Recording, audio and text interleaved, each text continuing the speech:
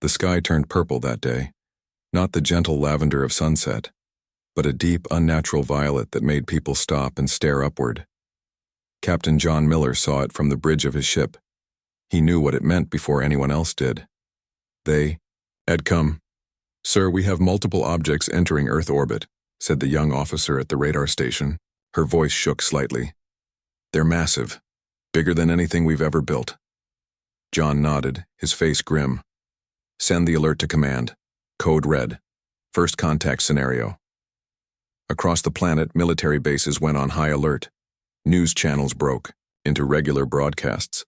People gathered in streets and homes, looking up at the strange purple sky. Some prayed, some cried. Most just watched in silence as humanity faced its first encounter with alien life. The alien ships were beautiful in a terrifying way. They looked like giant sea creatures made of metal with smooth curves and pulsing lights along their sides. There were 7 of them, each larger than a small city, and they positioned themselves evenly around Earth's orbit. Admiral Susan Brooks was having breakfast when the call came. 20 minutes later, she stood in the underground command center, beneath Washington, D.C., surrounded by generals, scientists, and government officials. The room buzzed with nervous energy. "What do we know?" she asked. "Nothing yet," replied General Frank Wilson. "They haven't made contact. They're just waiting." As if on cue, every screen in the room flickered. Every phone, computer, and television across the planet displayed the same image: a tall reptilian creature with golden scales and 4 arms. It spoke, its voice translated into all Earth languages simultaneously. "People of Earth. I am Ambassador Zarek of the Valtharian Empire. Your planet now stands at the boundary of our territory. The Empire spans 17 solar systems and continues to grow. We offer you the opportunity to join us peacefully. Resistance would be unwise." Susan felt her heart sink. Not an invitation. An ultimatum. "You have 1 Earth week to prepare your leaders for our arrival. We will discuss terms of your integration into the Empire. Choose your representatives wisely." The screens went dark. The room erupted in shouting and arguments. Susan closed her eyes briefly, then slammed her hand on the table. "Enough. We need to act now, not panic. Get me direct lines to every major world leader. And someone find me our best xenobiologists and linguists. I want to know everything we can figure out about these Valtharians from that transmission." Halfway across the country, in a secret laboratory beneath the Rocky Mountains, Dr. Alan Carter watched the alien message replay on his computer. Alan was not supposed to exist on any official records. His work was too important, too dangerous. He studied theoretical weapons, the kind that could destroy planets. "Well," he said to his empty lab, "I guess we're about to find out if projecting Firestorm works." He picked up a secure phone and dialed a number from memory. "Patricia? It's Alan. Yes, I saw. Listen, I need to meet with you immediately. I might have something that could help us." General Patricia Walsh received Alan's call while in an emergency meeting with the Joint Chiefs. She excused herself and stepped into a secure room. "Alan, this isn't a good time."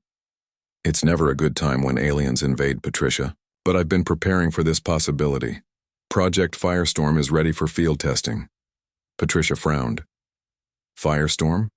The atmospheric modification weapon?" "Alan, that's a doomsday device. It would make Earth uninhabitable."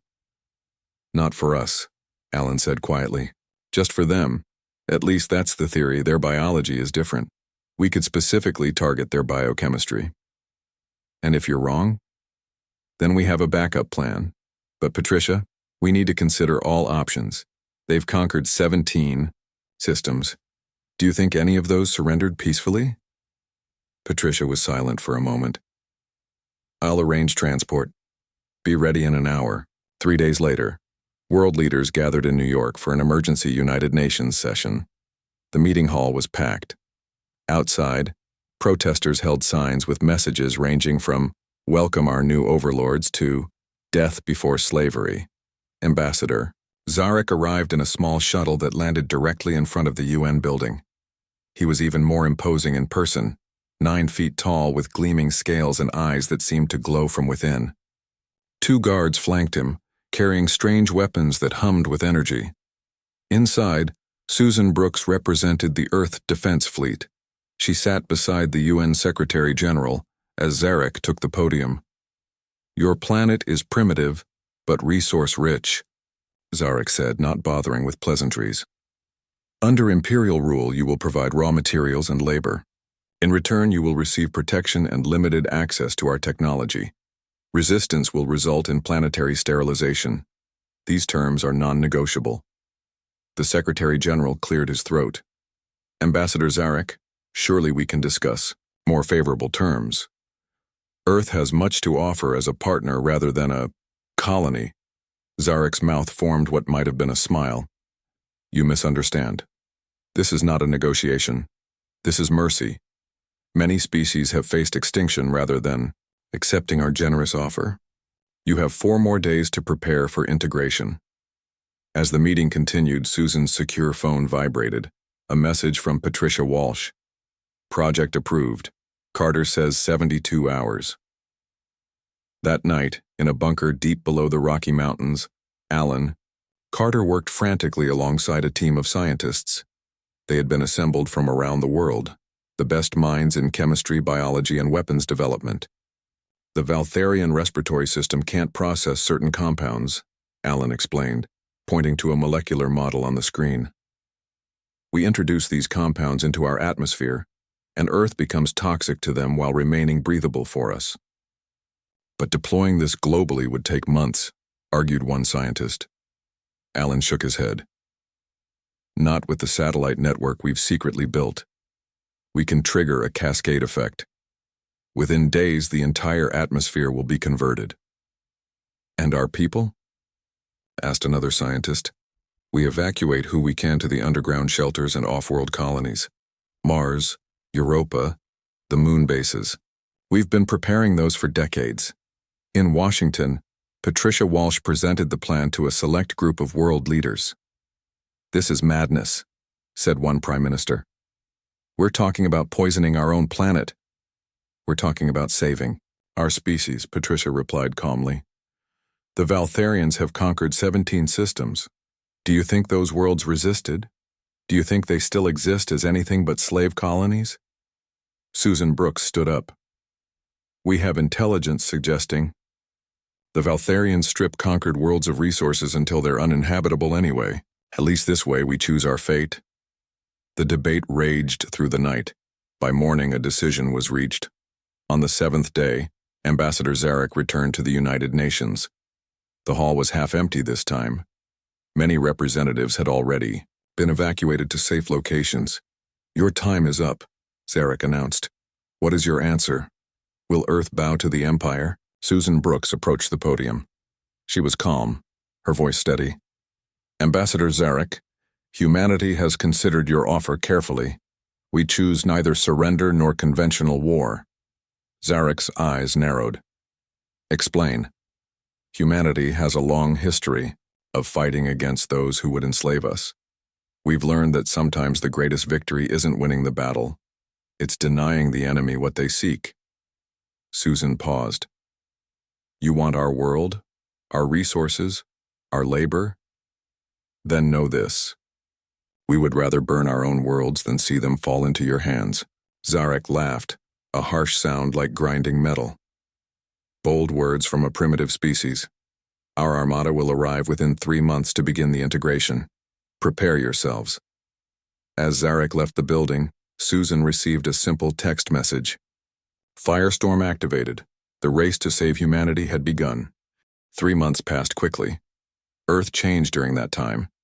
Cities emptied as people moved to underground bunkers or boarded ships bound for the colonies on Mars, Europa, and the Moon. Those who couldn't leave prepared as best they could.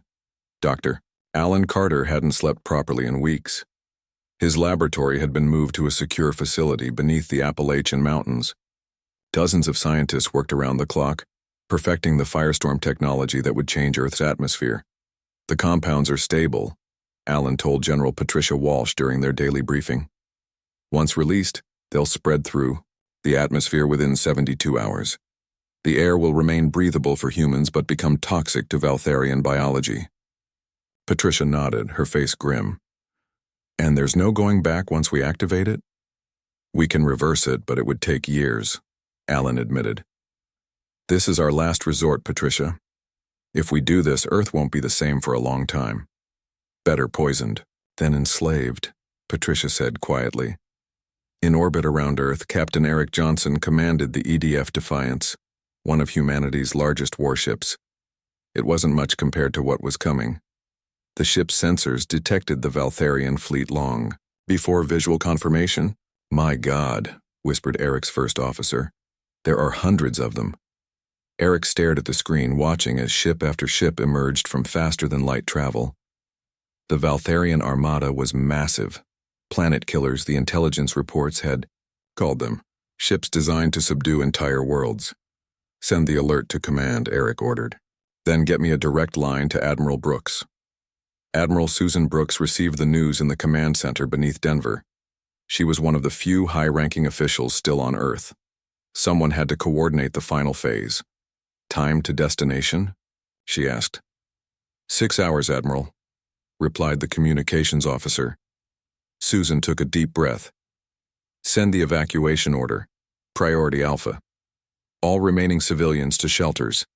All non-essential military personnel to evacuation points. She paused. And inform Captain Johnson to initiate Operation Delay. Operation Delay was a suicide mission. Everyone knew it. The remaining Earth fleet couldn't stop the Valtharians, but they could slow them down. Buy precious hours for the final evacuations. Eric Johnson gathered his crew on the bridge of the Defiance. 300 men and women looked back at him, waiting for his words. Today we fight not to win, but to give our people time, Eric said simply. Every minute we hold them back means more lives saved. I won't lie to you. We aren't coming back from this. But our families, our friends, they'll remember what we did here. No one spoke. No one needed to. They had all volunteered for this mission, knowing what it meant.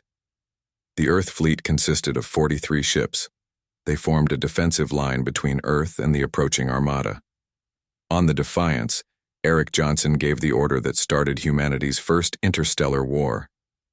All ships weapons-free, target the lead vessels. The battle was brief and brutal. Earth's weapons were primitive compared to Valtharian technology. But humanity fought with desperate courage. The Defiance took heavy damage in the first exchange, but kept firing. Engines at 30%, reported an officer as the ship shuddered from another hit. Shields failing. Target their command ship, Eric ordered. Everything we've got. The Defiance turned toward the largest enemy vessel, engines straining. Alarms blared throughout the ship as systems failed. Eric watched the distance counter dropping. 10,000 kilometers, 5,000, 1,000. Sir, they're hailing us, said the communications officer. On screen appeared a Valtharian commander, his golden scales gleaming under harsh lights. Human vessel, your resistance is futile. Surrender now. Eric smiled. We aren't surrendering, we're just the distraction. He cut the transmission and turned to his crew. It's been an honor. For Earth. The Defiance rammed the Valtharian command ship at near relativistic speed. The explosion was visible from the planet's surface, a new star briefly blooming in the daylight sky. On Earth, Lieutenant Laura Martinez supervised the final preparations. The firestorm devices had been positioned at strategic points around the globe. Each contained compounds that would trigger a chain reaction in the atmosphere. All stations report ready, she told Admiral Brooks, over the secure channel. Susan checked the evacuation reports. 80% of Earth's remaining population was either in shelters or off-planet. It was the best they could do. The Valtharian ground forces have begun landing, reported a monitoring officer.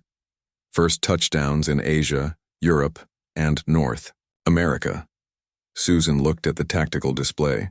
Red dots appeared across the continents as Valtharian ships descended. It was time.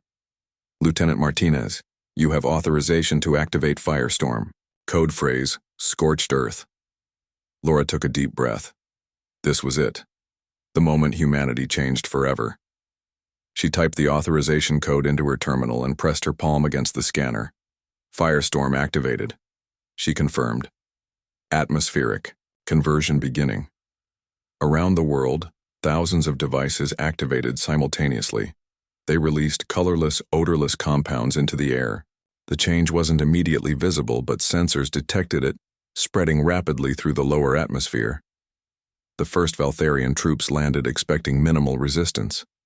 What they found instead was an organized retreat. Humans fell back everywhere, abandoning cities and strategic positions. "They're running scared," a Valtharian commander told Ambassador Zarek, who had returned with the invasion force. As expected, Zarek wasn't so sure. Something felt wrong.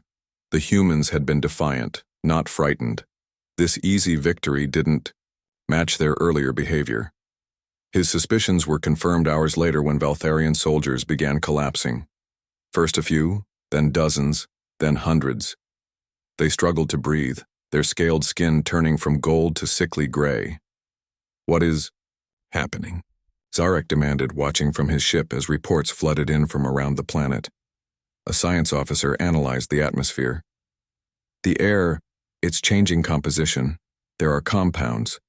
They're specifically targeting our respiratory systems." Zarek understood then. "They've poisoned their own world against us."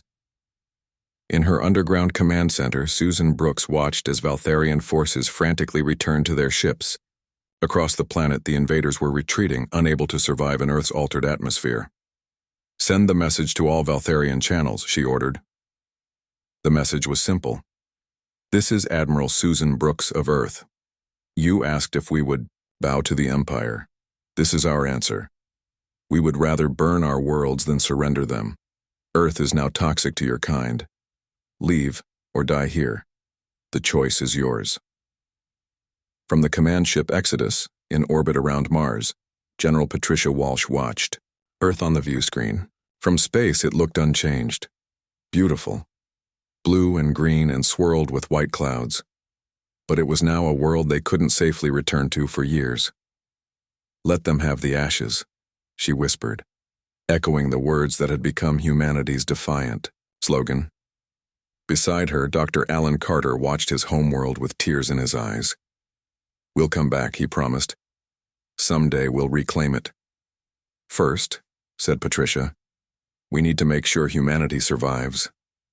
And then—" Her eyes hardened as she looked at the retreating Valtharian fleet. "Then we take the fight to them." 5 years passed since Earth became uninhabitable to the Valtharians. Humanity had changed. Once bound to a single world, people now lived across the solar system. Mars housed the largest colony, with over 10 million residents.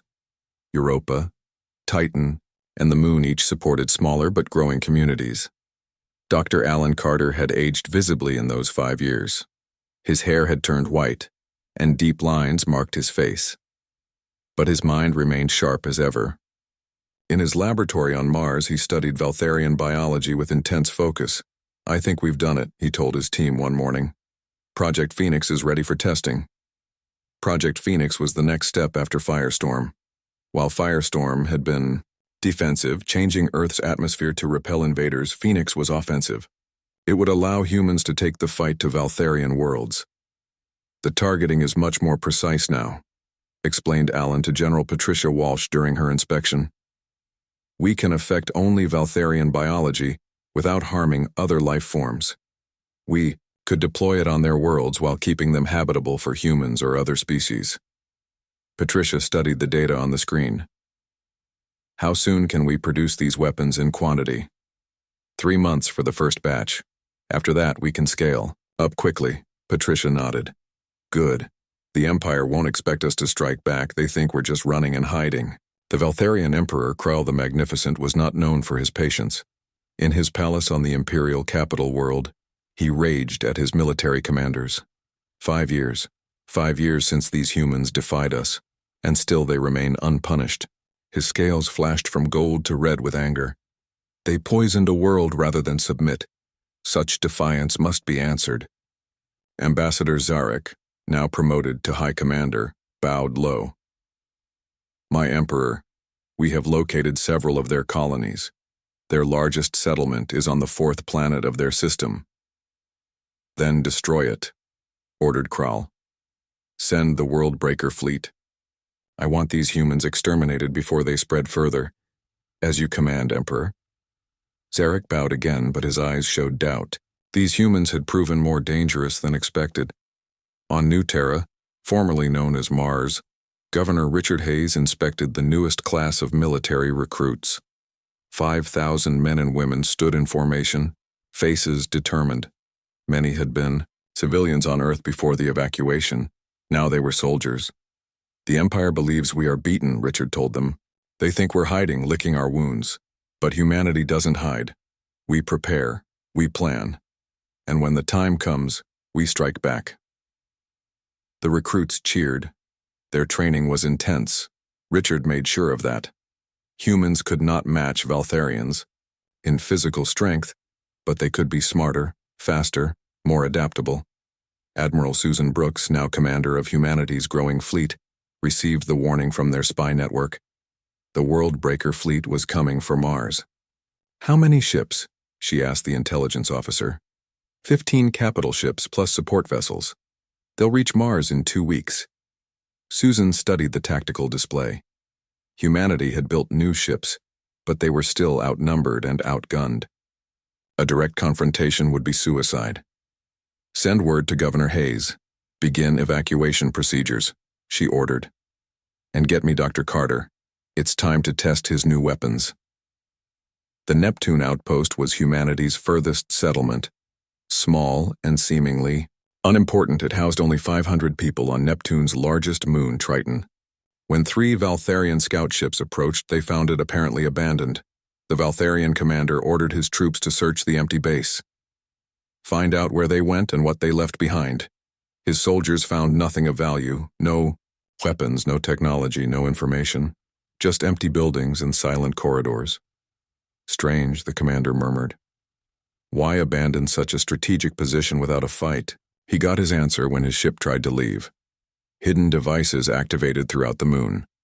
The Valtharian vessels managed to travel only a few thousand kilometers before Triton exploded behind them. The blast wave caught all 3 ships, vaporizing them instantly. From her command ship, Susan Brooks watched the explosion through long-range sensors. Send the message to all human settlements, she ordered. Operation Pyrrhic is now active. Operation Pyrrhic was simple but terrible. Every human settlement was rigged to self-destruct if captured. The Valtharians would learn that humans would destroy everything, themselves included, rather than submit. The news reached Emperor Krell during a war council. His rage was so great that 2 advisors died before guards could restrain him. They destroyed an entire moon, he roared. These humans are madness given form. High Commander Zarek waited for the Emperor's fury to subside before speaking. My Emperor, we must reconsider our approach. These humans fight differently than any species we've encountered. They do not value territory as we do. What do you suggest? Krell demanded. The World Breaker fleet should continue to Mars, but with caution. These humans may have more surprises waiting. The World Breaker fleet approached Mars with weapons ready. Admiral Brooks had just 15 ships to defend. The colony. Behind her small fleet, Mars gleamed red against the black of space. All ships battle positions, she ordered. Remember, we only need to hold them until the evacuation is complete. The battle began with a massive Valtharian barrage. 2 human ships were destroyed in the first exchange. The others returned fire. Their weapons surprisingly effective against Valtharian shields. On Mars, Governor Hayes supervised the final evacuation ships. How many left? He asked his assistant. About 30,000, sir. The last transports are loading now. Hayes nodded grimly. And the devices? All in place. Ready on your command. In space, the battle turned desperate. Admiral Brooks lost ship after ship, but her fleet fought with remarkable skill, targeting enemy engines and weapon systems rather than trying to destroy the massive vessels outright. Admiral, we've lost the Challenger and the Defiant, reported her tactical officer. We're down to 7 ships. Susan checked the evacuation status. 90% complete, they needed more time. Pull back to secondary positions, she ordered. Have the Resolute and the Dauntless make a run at their flagship. We need to keep their attention on us. As the space battle raged, Dr. Alan Carter worked frantically in his laboratory, now aboard the colony ship Exodus. He had minutes to finish the final calculations for Project Phoenix. The targeting matrix is complete, he told General Walsh. If this works, we can deploy it against any Valtharian world. Patricia looked at the data and nodded. Good, because after today humanity will be on the run again. We'll need every advantage. The Valtharians broke through the human defense line and entered Mars orbit. Their troops prepared for landing as the Worldbreaker fleet's main guns targeted the largest human cities. Begin bombardment, ordered the Valtharian admiral. No survivors this time. The first shots never fired. From the surface of Mars, Governor Hayes sent a simple message. You asked if we would bow. Here's our answer again. Then he activated the devices. Just as on Earth, the atmosphere began to change. But this time, the reaction was more violent, engineered not just to poison but to destroy. The Valtharian admiral watched in disbelief as storms of impossible size formed on the planet below. Lightning tore across the surface. The very air seemed to burn. They're destroying their own colony, he realized with horror. Retreat. Get us out of this system. As the Valtharian fleet turned to flee, Admiral Brooks allowed herself a grim smile. The message was being sent. Humans would burn their own worlds rather than let them fall into enemy hands. On the Exodus, heading toward the outer solar system, Dr. Carter watched Mars disappear behind them. Another world lost. Another sacrifice made. Next time, he promised quietly, we take one of theirs. 10 years into the war, humanity had earned a fearsome reputation. Throughout the Valtharian Empire, humans were called the World Burners, a species so determined to remain free that they would destroy everything rather than be conquered. This reputation became a weapon more powerful than any ship or gun. Captain Olivia Chen commanded the stealth ship Shadow. It was small, fast, and nearly invisible to Valtharian sensors. Her mission was the first true offensive against the Empire.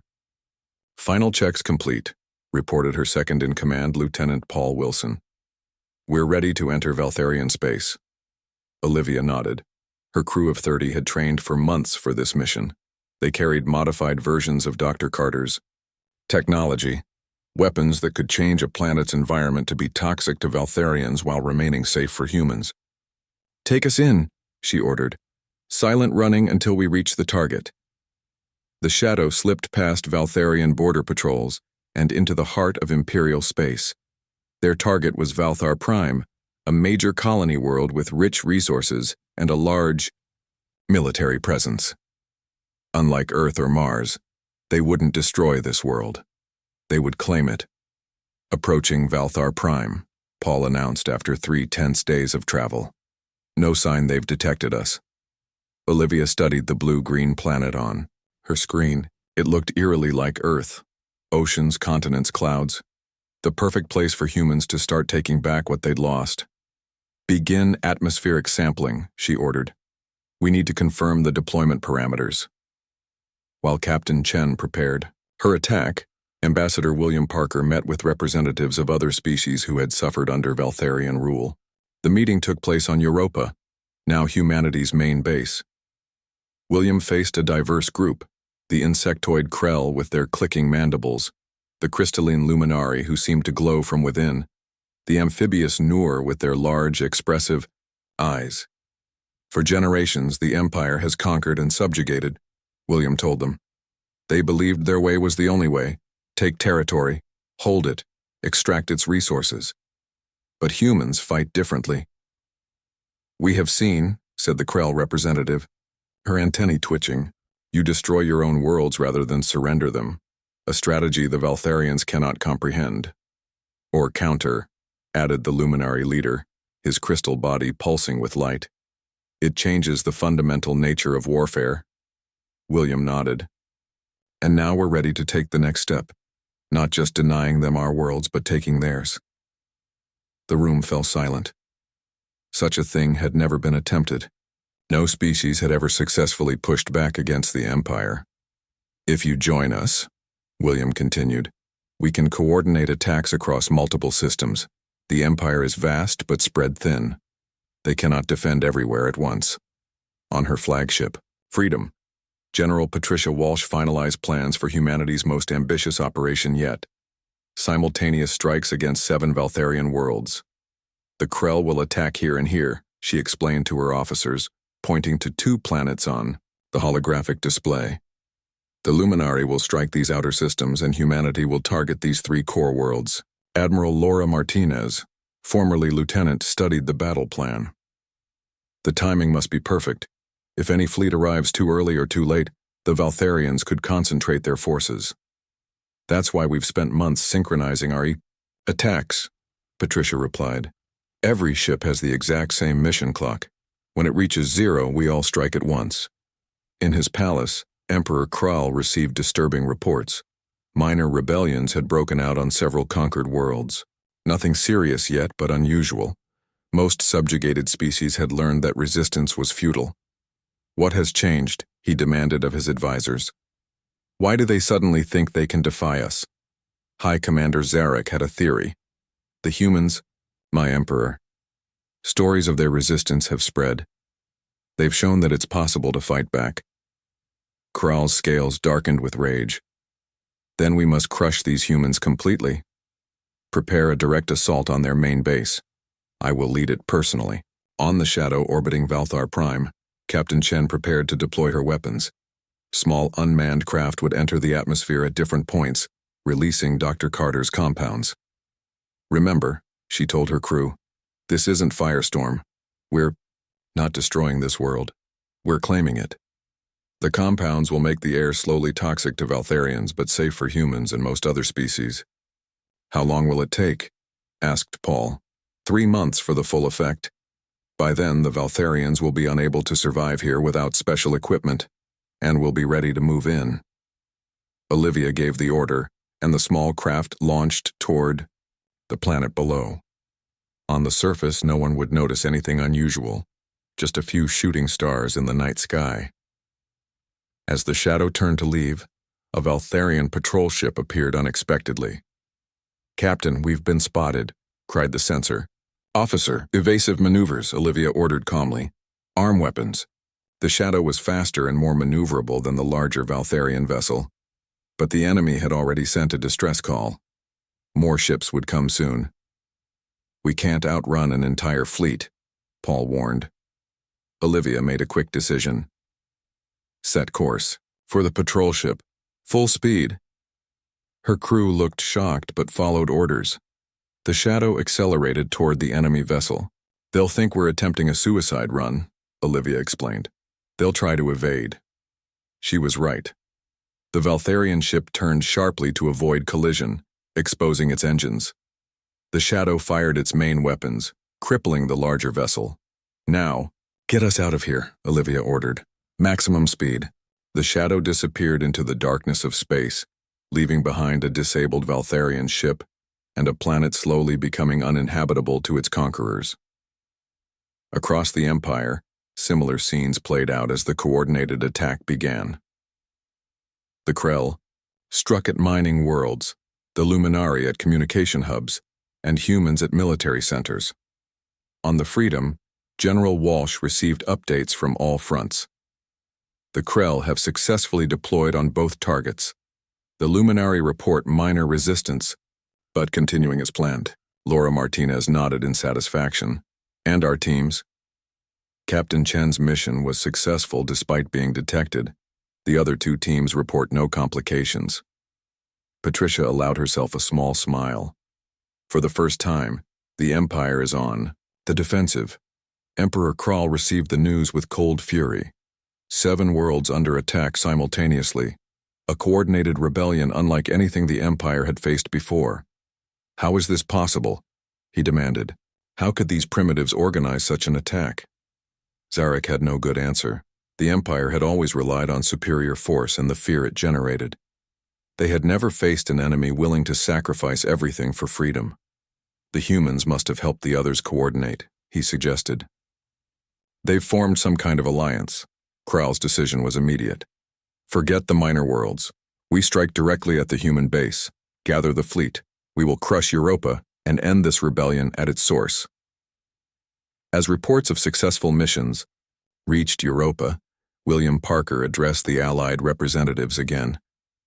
Today marks the beginning of a new phase in our resistance, he told them. No longer will we merely run and hide. No longer will we only destroy what we cannot hold. Today we begin taking worlds from the Empire. The celebration was interrupted by an urgent message. Admiral Martinez entered the chamber, her face grave. Emperor Kral has gathered his forces, she announced. The entire Imperial fleet is heading for Europa. They'll be here in 3 days. Silence fell over the room. Even with their new alliance, they couldn't hope to defeat the combined might of the Empire in direct battle. Then we evacuate, William said firmly. We've done it before, we'll do it again. Laura shook her head. There's no time to evacuate everyone, and nowhere left to go. William looked around at their allies, species who had risked everything to join humans in rebellion. They couldn't abandon them now. Then we stand and fight, he declared. Here at Europa, we make our stand. The representatives of the allied species rose one by one, signaling their agreement. The Krell, the Luminari, the Noor, all would fight, alongside humanity in the greatest space battle in history.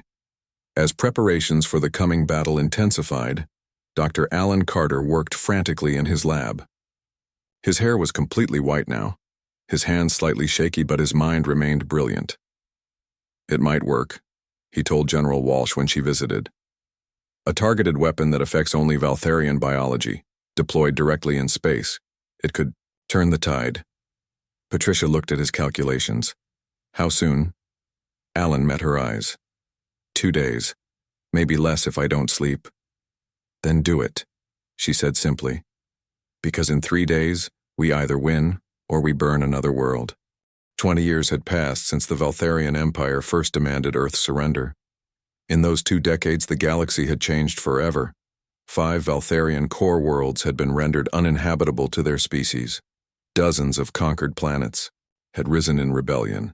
The mighty empire was crumbling from within.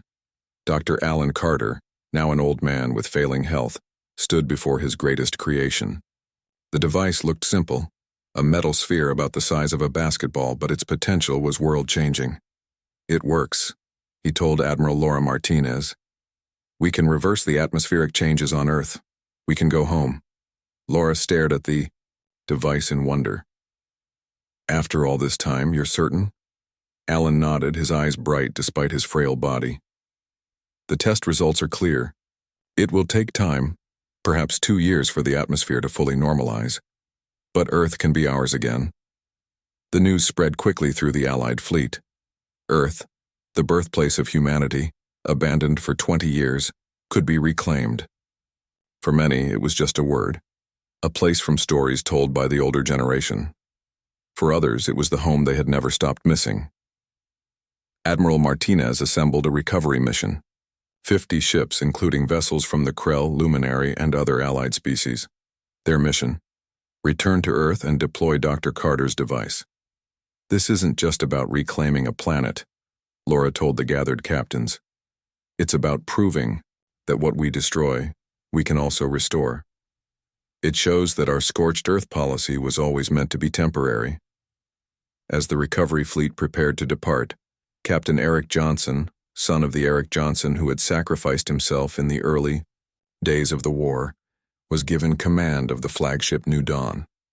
Like his father, he was tall and serious with the same steady gaze. I never thought I'd see Earth, he told his crew during their final briefing.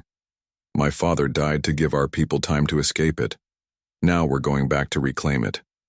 The journey to Earth would take them through the heart of what remained of the Valtharian Empire.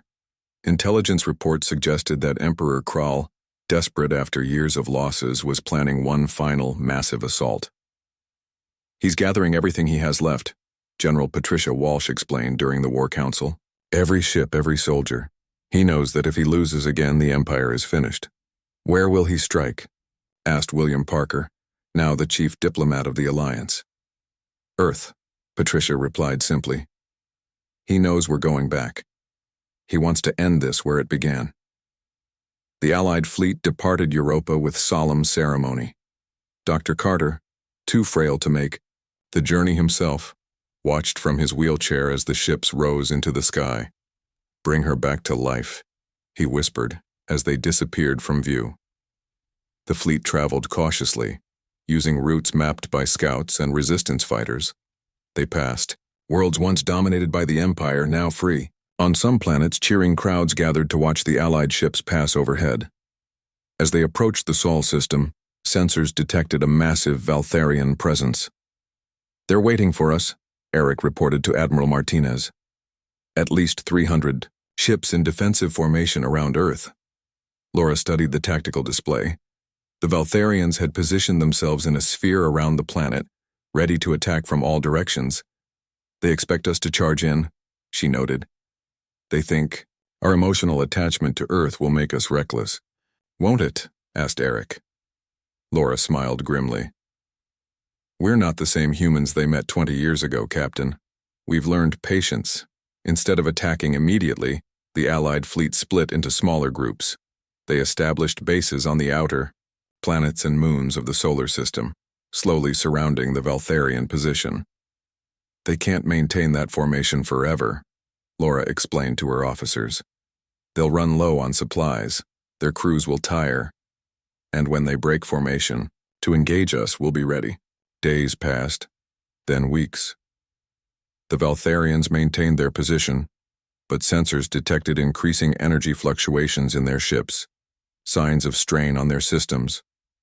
Finally, Emperor Kral himself arrived with his flagship, a massive vessel, twice the size of any other ship in the Valtharian fleet. Its appearance changed everything. "All ships battle positions," ordered the Emperor. "We end this today." The Valtharian fleet broke formation, dividing to engage the scattered Allied forces. It was the moment Laura had been waiting for. "All ships, execute Operation Homecoming," she commanded. The Allied fleet converged from all directions, not on the Valtharian ships but on specific points in space between them. Small devices, similar to the one Dr. Carter had created but designed for offense rather than restoration, were deployed. "What are they doing?" Kral demanded as he watched the humans ignore his ships and focus on empty space. "High Commander." Zarek, older now and wiser after years of fighting humans, felt a chill of recognition. "They're changing the battlefield," he realized. Just as they changed their worlds, the devices activated, releasing clouds of particles into space. These particles were specifically designed to affect Valtharian biology, to penetrate their ship filters and attack their respiratory systems. The effect was not immediate, but it was devastating. Throughout the Valtharian fleet, crew members began struggling to breathe. Emergency systems failed to filter out the particles. Ships lost power as crews became incapacitated. "They've poisoned space itself," Zarek told the Emperor, his own breathing becoming labored despite the flagship's superior filtration systems. Kral, his golden scales dulling as the particles affected him, watched in disbelief as his mighty fleet fell into disarray. Ship after ship went dark or drifted out of formation. The Allied fleet, unaffected by the particles, began systematic attacks on the disabled Valtharian vessels. It wasn't a battle, it was a cleanup operation. On the new dawn, Eric Johnson directed his ship toward the Emperor's flagship. "They're still operational," he reported. "Their systems are more advanced." "Then we take them the old-fashioned way," Laura ordered. "All ships with boarding capabilities, prepare assault teams." The battle for the Emperor's flagship was fierce, but brief. Valtharian defenders, weakened by the particles, couldn't stop the determined Allied forces. Eric led the team that reached the bridge. There they found Emperor Kral, still defiant despite his failing body. High Commander Zarek stood protectively beside his ruler, weapon raised. "You have lost," Eric told them simply. "Surrender now and live." For a moment, it seemed Kral would refuse. Then Zarek lowered his weapon. "Enough death," the commander said.